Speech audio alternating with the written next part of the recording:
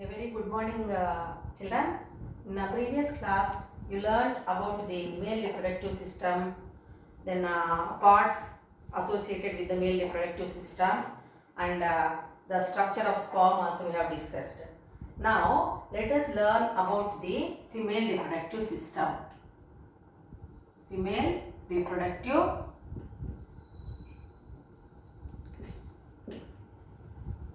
system.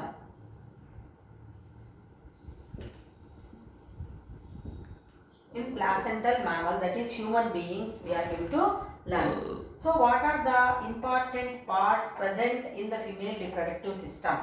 So about the parts of female reproductive system, you learnt in your previous classes also, that they are a pair of ovaries, then a pair of oviducts, fallopian tubes,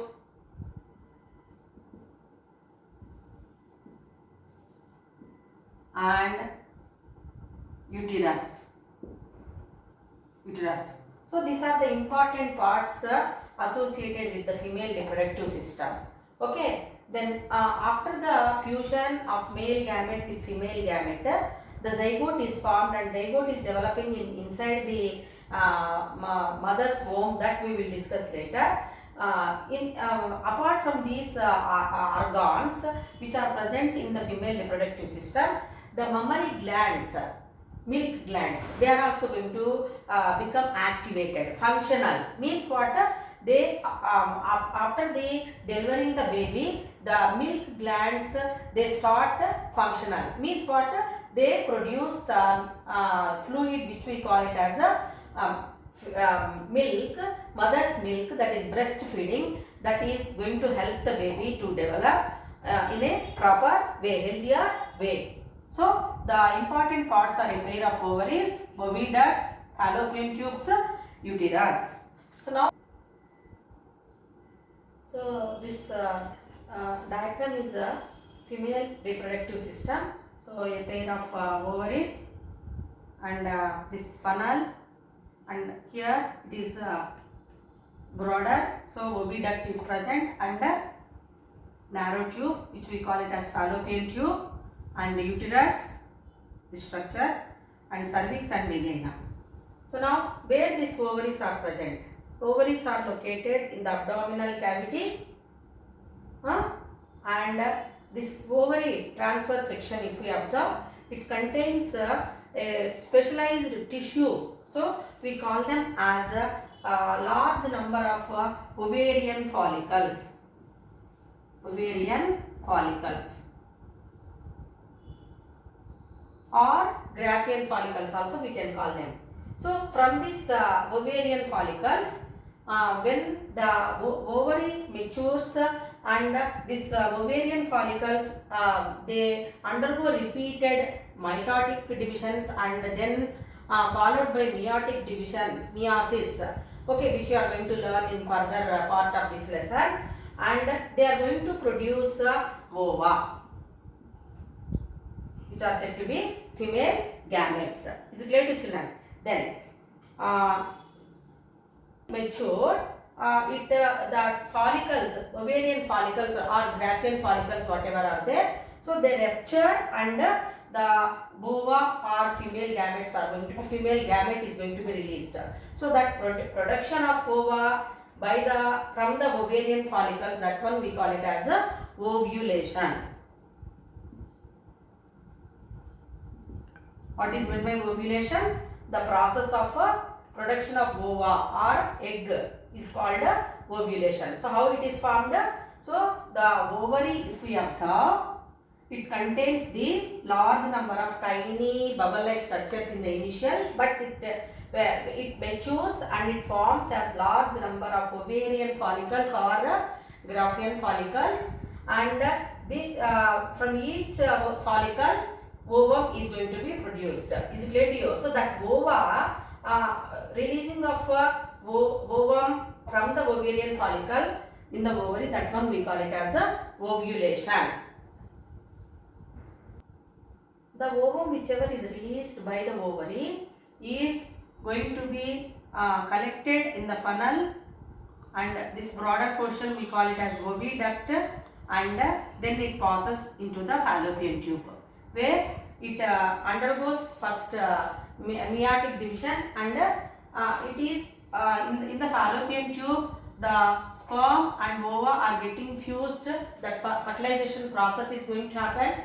Before that fertilization happens, the ova it undergoes repeated mitotic divisions and one meiotic division, and haploid gamete is formed, ovum is formed, and it is going to be fertilized with the sperm, which is also haploid gamete. So after the fertilization, that is fusion of male gamete and female gamete, whichever is going to happen in the fallopian tube, the zygote is formed, which is said to be in a diploid condition. After the fertilization which happens in the fallopian tube, the zygote it is just ball mass of cells, and it is going to be transferred to the sac-like structure which we call it as uterus. Okay, here it is going to be attached, that one we call it as means embodiment of a zygote in the walls of the uterus is called as implantation.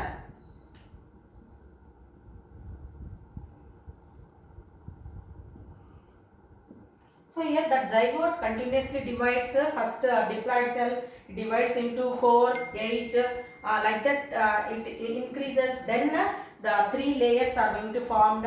From that 3 layers the baby is going to develop. That we will discuss later. Now we will discuss about the next part, that is said to be uterus.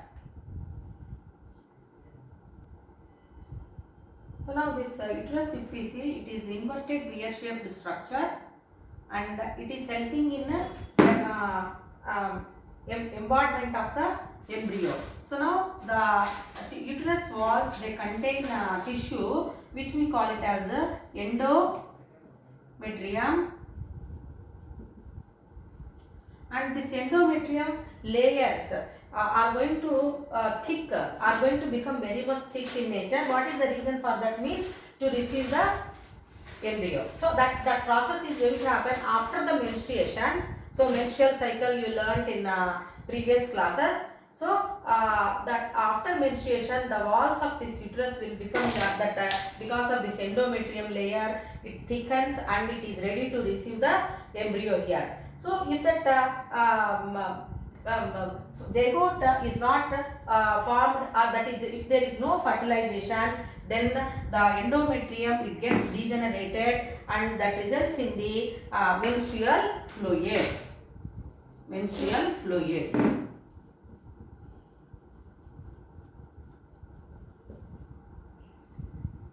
So which results in monthly cycles. Some amount of blood is bleeding, and that one we call it as a menstrual fluid. Is it clear to children? So if fertilization happened, then obviously what is happening? The endometrium wall it become thicker, and it is going to bear the zygote, and where it is going to develop into the fetus. Is it clear to you?